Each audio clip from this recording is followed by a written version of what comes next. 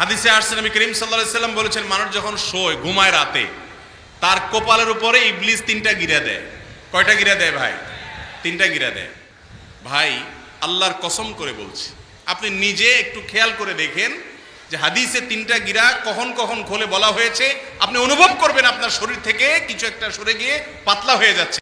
মুখবিত হইতে হলে আপনাকে সালাত কায়েমকারী হইতে হবে, যথাযথভাবে নামাজ আদায়কারী হইতে হবে, ওয়াক্ত মতো, পুরুষ হলে জামাতের সাথে ফজর সহকারে নামাজ আপনাকে আদায় করতে হবে। আমরা সবাই 5 ওয়াক্ত নামাজ জামাতের সাথে পুরুষরা ওয়াক্ত মতো সঠিকভাবে ধীরস্থিরতার সাথে সুন্দর করে আদায় করবো তো ইনশাআল্লাহ। আল্লাহ আমাদের সবাইকে আপনি তৌফিক দান করেন। ভাইরা আমার, নামাজ হলো বান্দার সাথে আল্লাহর কানেকশনের সিঁড়ি, সোপান।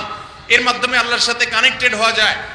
যে নামাজ পড়ে না, ওমর রাদিয়াল্লাহু তাআলা বলছেন, লা হিজ্জা ফিল ইসলাম লিমান তারাকাস সালাহ, যে নামাজ পড়ে না ইসলামে তার কোনো হিস্সাই নেই, কোনো ভাগই নেই। সে নিজেকে মুসলমান দাবি করার নৈতিক অধিকারই রাখে না। আর আমাদের দেশে অনেকে আছে বলে যে নামাজ না পড়লে কি হয়েছে, ইমান, নামাজ না পড়লে কি হয়েছে, ইমান নাকি তার আছে। এটা হলো ওই যে গায়ের থেকে গন্ধ বাইর হয়, নাম হলো আতর আলী, ওরকম হয়েছে আর কি। গায়ের থেকে দুর্গন্ধ ছাড়া কিচ্ছু নাই, কিন্তু নাম কি? আতর আলী। নামাজ এক ওয়াক্তও পড়ে না, কিন্তু বলে কি আছে, ইমান আছে। কিরকম ইমান আছে আপনার যে আপনি নামাজ পড়েন? অতএব 5 ওয়াক্ত নামাজ পড়বো তো ইনশাআল্লাহ। 4 ওয়াক্ত পড়া যায় মোটামুটি, কিন্তু 1 ওয়াক্ত বড় জটিল, 1 ওয়াক্ত বড় কঠিন। সেটা হলো কোন ওয়াক্ত? মাগরিব, ফজর। তার মানে সবার জানা আছে মাশাআল্লাহ। ভাইরা আমার, ফজরের নামাজ দেরি হয় বা পড়তে পারি না, এর মূল কারণ হলো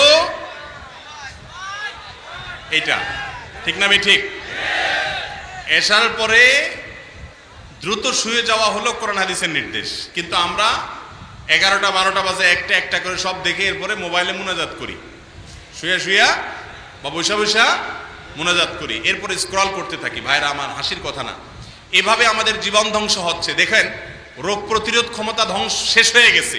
বাংলাদেশে যে পরিমাণ ক্যান্সারের রোগী, আমি ক্যান্সারের পেশেন্ট নিয়ে আমার পরিবারের সদস্যদের নিয়ে পেরেশান ছিলাম, দৌড়াদৌড়ি করছি। এই সম্পর্কে ডাক্তারদের সাথে কথা বলেছি, ধারণা নেওয়ার চেষ্টা করলাম। বলে যে এই পরিমাণ ক্যান্সারের রোগী বাংলাদেশে বাড়ছে, এই পরিমাণ কিডনির রোগী বাড়ছে, এই পরিমাণ হার্টের রোগী বাড়ছে, যে ভয়াবহতা আমরা কল্পনাও করতে পারছি না। এক ডাক্তার আমাকে বললেন, ঢাকায় বা সারা দেশে যতগুলো ডায়ালাইসিসের মেশিন আছে কিডনির, এই ডায়ালাইসিস মেশিনগুলো স্লট খালি থাকে না, এত পরিমাণ রোগী হয়েছে, এত পরিমাণ রোগী বাড়ছে ঘরে ঘরে। এই সবগুলার একটা হাজার কারণ থাকতে পারে, এর ভিতরে একটা মৌলিক কারণ হলো যে আমরা আজ সুন্নাহ থেকে, ইসলাম থেকে, সুন্নাহ লাইফস্টাইল থেকে সরে গেছি। এখন ডাক্তাররা বলে যে রাত 10টা থেকে 2টা এই টাইমটার যে ঘুম, এটা আমাদের বডিতে ইমিউন সিস্টেমকে স্ট্রং করে, রোগ প্রতিরোধ ক্ষমতা বৃদ্ধি করে। আপনি শনি রাত 12টা 1টা বাজে, আপনার শরীরে রোগ প্রতিরোধ ক্ষমতা থাকবে কোত্থেকে? সব ধ্বংস হয়ে যাচ্ছে। ভাইরা আমার, সুন্নাতের অনুসরণের মধ্যেই কল্যাণ আছে, এর বাইরে অন্য কোথাও কোনো কল্যাণ নাই। অতএব আমাদেরকে ফজরের নামাজ পড়ার অভ্যাস করতে হবে। ফজরের অভ্যাস করতে হলে রাত্রে তাড়াতাড়ি শুইতে হবে। রাত্রে তাড়াতাড়ি শুইলে অটোমেটিক ফজর পড়া সহজ হবে। ফজর নিয়ে আজকে কথা বলার সময় নেই, কিন্তু তারপর অল্প একটু বলি। আপনারা যদি আল্লাহর কুদরত ডাইরেক্ট দেখতে চান এবং ইবলিসের সাথে সাক্ষাৎ করতে চান, ফজরের সময় একটু চেষ্টা করলে পাবেন। সিস্টেমটা বলবো আমি। হাদিসে আসছে নবী করিম সাল্লাল্লাহু আলাইহি সাল্লাম বলেছেন, মানুষ যখন শোয়, ঘুমায় রাতে, তার কপালের উপরে ইবলিস 3টা গিরা দেয়। কয়টা গিরা দেয় ভাই? 3টা গিরা দেয়। এই গিরা দেওয়ার মানে হলো তাকে অলস করে রাখা। এই জন্য দেখবেন ফজরের আগ মুহূর্তে যে ঘুমটা হয়, রাত দিন 24 ঘন্টায় আপনি যত ঘুমান না কেন, ফজরের আগের ঘুমটা মনে হয় এরকম ঘুম যে এই ঘুম থেকে উঠলে মনে আমি শেষ মরেই যাব, এরকম মনে হয় না? রাত্রে শুইছেন, 12টায় ঘুম আসে না, 1টায় ঘুম আসে না, 2টায় ঘুম আসে না, ওই যে মোবাইলের মোনাজাত দেখে শুইছেন, এখন শুধু ওইসব মনে ঘুরপাক খাইতেছে, ঘুম আসে না, বহুত কষ্ট মষ্টে ঘুমাইছেন, কিন্তু ফজরের সময় আজান হয়ে গেছে, এই টাইমে এমন শরীর ভাঙা ঘুম আসে, কারণ ইবলিস তার সকল বাহিনী টাহিনী সহকারে আপনার ঠ্যাং ঠ্যাং টিপাতে হতে লেগে গেছে, ওই যে গিরা দিয়ে ফেলছে, অলস লাগে, অলস। হাদিসে আসছে নবী সাল্লাল্লাহু আলাইহি সাল্লাম বলেছেন, কেউ যদি কষ্ট করে, হিম্মত করে, শীতের দিন আসছে সামনে, আরামের কম্বল ফেলে দিয়ে, কাঁথা ফেলে দিয়ে, লেপ তেলে দিয়ে ফেলে দিয়ে, সে যদি সকল কষ্ট উপেক্ষা করে একটু দাঁড়ায় যায়, বিছানা থেকে নেমে নামাজের জন্য দাঁড়ায় যায়, সাথে সাথে ওই 3 গিরার একটা খুলে যায়। আচ্ছা, গিরা খুলে যে এটা আপনি ফিল করবেন, কিভাবে ফিল করবেন? দেখবেন একটু আগে মনে হচ্ছিল যে এই ঘুম থেকে, এই কম্বল থেকে যদি আমি বাইর হই তো আমি শেষ, আমি নদীতে গেলাম পড়ে, এরকম মনে হবে, তাই না? কিন্তু হিম্মত করে বিসমিল্লাহ বলে যদি ফেলে দিয়ে, কম্বল ফেলে দিয়ে একটু দাঁড়ায় যেতে পারেন, সাথে সাথে দেখবেন যে শরীরটা হালকা হয়ে গেছে, ওই যে গিরা একটা খুলে গেছে। এরপরে গিরা আরো 2টা থাকে, তখনও কাছুমুছু লাগে। এবার শয়তান বলে কি, দেখছে যে শোয়াই তো রাখতে পারলাম না, এবার বলে যে শোনো, উঠছো ভালো কথা, যেই ঠান্ডা, এই টেপের পানি হাত দিলেই শেষ, তুমি সাত করে উঠবে কিন্তু, খবরদার। তো এবার আপনি জড়সড় হয়ে ভয়ে ভয়ে আগাচ্ছেন, কিন্তু আপনি হিম্মত করে বাপের বেটার মতো, আরে কি হবে, হাতের ইয়ে করে হাতা গোছায়া টেপ খুলে বিসমিল্লাহ বলে হাত দিয়ে দেন, উজু করে ফেলেন, সাথে সাথে দেখবেন শরীর আরো হালকা হয়ে গেছে, ওই গিরা আরেকটা খুলে গেছে। হাদিসে আসছে উজু করলে গিরা আরেকটা খুলে যায়, শরীর হালকা হয়ে যায়। এরপরে শয়তান দেখছে যে এটাতেও কুলানো গেল না, উজুও করে ফেলছে বেটা, তখন বলে যে উজু করে ফেলছো ভালো কথা, নামাজটা ঘরে পড়ে ফেলো, যে ঠান্ডা বাইরে, বাতাস প্রচুর, ঠান্ডা লেগে যাবে, তোমার পরে সমস্যা হবে। অসুবিধা নাই, জায়েজ আছে তো, মাসালা দিবে, বউরের সাথে নিয়ে জামাত করে ফেলো, দিয়া আপনি বাসায় যাওয়ার নামাজ পড়েন।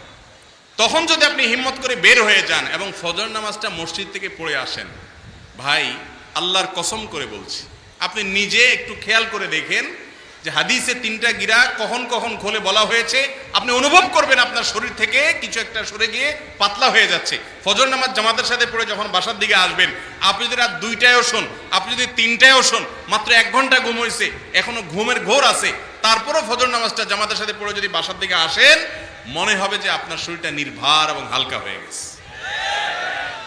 মুসলমান চেনার উপায় হলো ফজরের নামাজ। হাদিসে আসছে যারা মুনাফিক, যারা নামে মুসলমান আসলে মুসলমান না, এই মুনাফিকদের জন্য ফজরের নামাজ পড়াটা অনেক কঠিন হয়ে যায়। অতএব ফজরের সময় যখন আপনার কষ্ট হবে, তখন সাথে সাথে এগুলো মনে করবেন যে শয়তানের সাথে কিন্তু আমার লড়াই চলছে, আরে ये কুস্তি তো হ্যাঁ আমার ভর কি, কবি ও দবালে কবি তু দবালে, শয়তানের সাথে লড়াই চলছে। আপনি উঠে গেছেন, সে হেরে গেছে, আপনি ওযু করে গেছেন, সে হেরে গেছে, আপনি ফজর পড়ে আসছেন, সে হেরে গেছে। শয়তানকে হারাবো তো ইনশাআল্লাহ। যদি না হারাইতে পারেন, তো এই কোরআনে কিন্তু শয়তানের চ্যালেঞ্জের কথা আল্লাহ উল্লেখ করছে। শয়তান কিন্তু বলে আসছে আল্লাহর কাছ থেকে যে যে আদমের কারণে জান্নাত থেকে বের হওয়া লাগলো, এই আদমের সন্তানদের সবগুলোকে বিপদগামী করে ছাড়বো, একটাকেও জান্নাতে যেতে দিব না। অতএব ভাইরা আমার, শয়তানের সাথে সংগ্রাম করে আমাদের ঈমানকে টিকাইতে হবে। ফজর নামাজ জামাতের সাথে পড়বেন তো ইনশাআল্লাহ? আল্লাহ আপনি আমাদের সবাইকে সহজ করে দিন। এই জন্য ভাইরা রাতে তাড়াতাড়ি ঘুমিয়ে যান, মোবাইল টিপি যা আছে দিনের বেলায় করেন, নিজের সাথে নিজে সংগ্রাম করেন। আপনি যদি ঢিলা হয়ে যান, ঢিলা, এই যে ডায়রিয়া রোগীর কথা বললাম, যে মোবাইল আপনারে টানে, তো আপনি টানতেছেন, স্ক্রল করতেছেন, কি স্ক্রল করেন ভাই? ফেসবুক, ইউটিউবে কি হারাইছেন? মনে হয় কিছু হারাইছেন, খুঁজতেছেন, স্ক্রল করতে করতে আঙ্গুল ক্ষয় হয়ে যাওয়ার দশা হয়ে যায়। কত কিলোমিটার স্ক্রল করে গেছেন তার কোনো হদিস নাই। নেক্সট রুট দিয়ে কয় ওয়াজ শুনতে ঢুকছি, এরপরে কত ওয়াজের ভিতরে ঢুকে যায় নিজেও জানে না। নিজেকে নিয়ন্ত্রণ করতে না পারলে তার নাম হলো ঢিলা। তার নাম কি ভাই? ডাইরেক্ট হয়ে গেছে। নিয়ন্ত্রণ করতে হবে ইনশাআল্লাহ।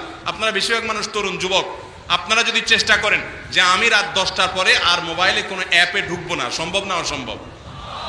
চেষ্টা করতে হবে না ইনশাআল্লাহ? আল্লাহ আমাদের সবাইকে সেই হিম্মত দান করেন।